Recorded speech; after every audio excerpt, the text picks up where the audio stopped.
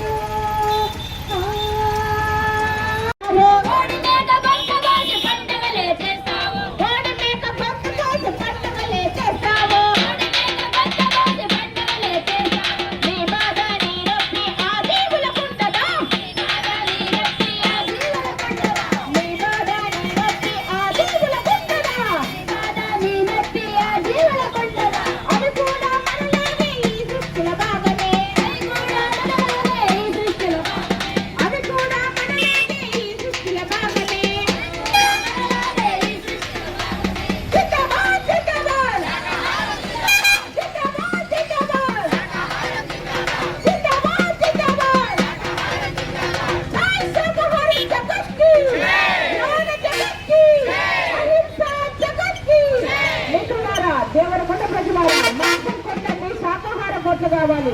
మరి అమ్మవారి దగ్గర చెప్పే బలానికి శాకాహారం వదలండి అనే సంకల్పంతో వాళ్ళు ప్రతి గ్రామాన్ని కూడా తిరిగి ఈ మహాసభలను, అహింస మహాసభలను, జాతీయ మహాసభలను ఉద్దేశించి ప్రతి గ్రామాన్ని తిరుగుతూ ప్రచారం చేస్తూ హింసను వదలండి, హంసను పట్టుకోండి అనే సంకల్పంతో ప్రతి గ్రామంలో తిరుగుతూ ప్రచారం చేస్తున్నటువంటి వారికి ధన్యవాదాలు తెలియజేస్తూ, నాకు తెలియని విషయం ఏంటంటే ప్రతి ఒక్కరం కూడా మనము ఎవరైనా చనిపోతే అక్కడికి వెళ్తే శవము అంటాము. మరి ఒక జంతువును చంపి మనం తింటున్నామంటే మన పొట్టేంటి భక్షణమా అని ఎవరికి వాళ్ళు క్వశ్చన్ వేసుకున్నట్లయితే ఎవరు కూడా హింస చేయరు, మాంసాహారం భుజించరు, అమృతాహారం తీసుకొని ఆరోగ్యంగా ఉంటారని కోరుకుంటున్నాను. దేవరకొండ పట్టణ ప్రజలందరికీ కూడా నా చేతులు జోడించి వేడుకుంటున్నానండి.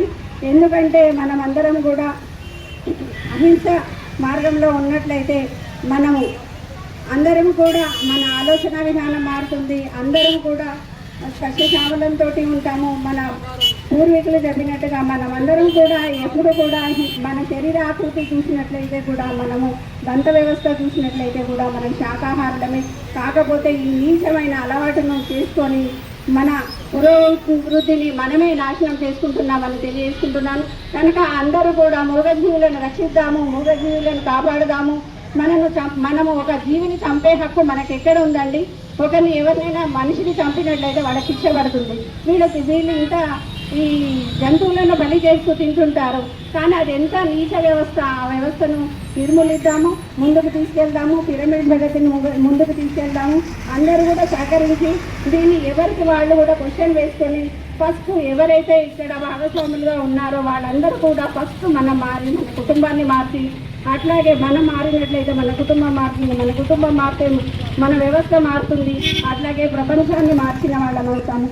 మనకు ఇంతకుముందుకు మనకు స్వాతంత్రం కోసం ఎలా పోరాటం చేసాము, అదేవిధంగా మనము ఇప్పుడు శాకాహారాన్ని ముందుకు తీసుకెళ్తూ ఈ పోరాటాన్ని ఒక స్వాతంత్ర ఉద్యమాన్ని ఎలా నడిపామో అలా ముందుకు తీసుకెళ్లాలని కోరుకుంటూ అందరూ కూడా ఈ వ్యవస్థలోకి వచ్చేసి శాకాహారాన్ని భుజిస్తూ ఆరోగ్యంగా ఉంటారని కోరుకుంటూ నాకు ఇంతటి అవకాశం ఇచ్చినటువంటి పిరమిడ్ మాస్టర్లందరికీ కూడా ధన్యవాదాలు తెలియజేస్తూ థ్యాంక్ యూ మాస్టర్.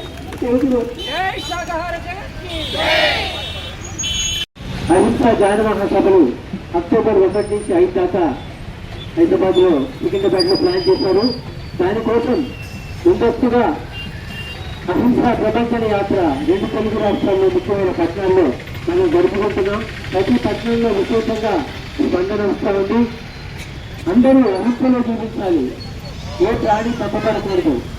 మనం ఎంత హాయిగా జీవిస్తున్నామో ప్రతి ప్రాణి ఎంతో హాయిగా జీవించాలని ఈ యాత్ర యొక్క లక్ష్యం. మన శ్రీనివాస్ గారు, దివ్య మేడం, ఎందరో మాస్టర్స్ 10 ప్రసార రంగాలతో అన్ని పట్టణాల్లో తిరిగి ఈరోజు దేవరకొండకు వచ్చింది.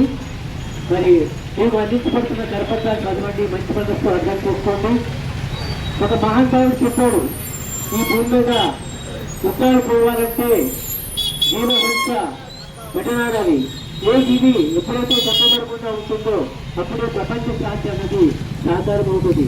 మనం భూమి మీద చూస్తున్నాం, ఎంతో యుద్ధ వాతావరణం, ఒక దేశంపై ఇంకో దేశం యుద్ధానికి కాలుతుండటం. దీనికి కారణం మనుషులు జంతువుల పట్ల చేస్తున్న అత్యుత్సాహం.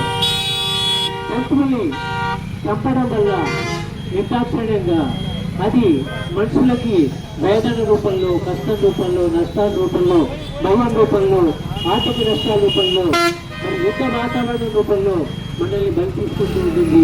మరి ఆధ్యాత్మిక సంస్థలే చెప్తాయి ఈ రహస్యాన్ని. మన భూమి మీద హాయిగా జీవించాలంటే మూడు జీవుల్ని మన కుటుంబ సభ్యులను ఎలాగైతే ప్రేమగా చూస్తామో, మన బిడ్డల్ని ఎంత ప్రేమగా చూస్తామో అలా అర్థం చేసుకోవాలి. ఆహారం కోసం కానీ ఎంత వినోదాల కోసం జీవుల్ని చంపట్టు. మరి సరైన విధంగా అర్థం చేసుకోండి, మంచి నిర్ణయం తీసుకోండి, శాకాహారులుగా మారాలని నిర్ణయం తీసుకోండి, అహింసావాదులుగా మారుదాం. జై శాకాహార జగత్తు, జగత్తు,